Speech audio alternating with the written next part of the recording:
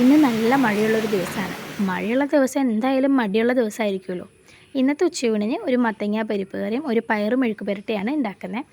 മത്തങ്ങ പരിപ്പ് കറിക്കായിട്ടുള്ള പരിപ്പ് ഉപ്പും പച്ചമുളകും ചേർത്ത് ഒന്ന് വേവിച്ചെടുത്തിട്ട് അതിലോട്ട് മത്തങ്ങ കൂടി ചേർത്തിട്ട് ഒന്നും കൂടി വേവിച്ചെടുക്കുന്നുണ്ട്.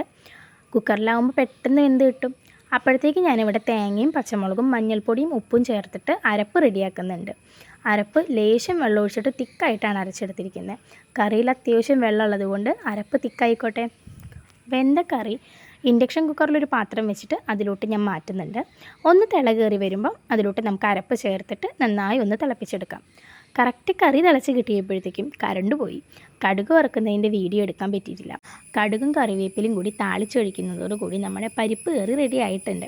പിന്നെ നമ്മളൊരു മെഴുക്ക് പുരട്ടി ഉണ്ടാക്കിയിട്ടുണ്ട്. അതിൻ്റെയും വീഡിയോസ് എടുക്കാൻ പറ്റിയിട്ടില്ല, കറണ്ട് ഉണ്ടായിരുന്നില്ലല്ലോ. കുറച്ച് ഭാഗങ്ങൾ എടുക്കാൻ പറ്റിയത് ഞാനിവിടെ ആഡ് ചെയ്യുന്നുണ്ട്.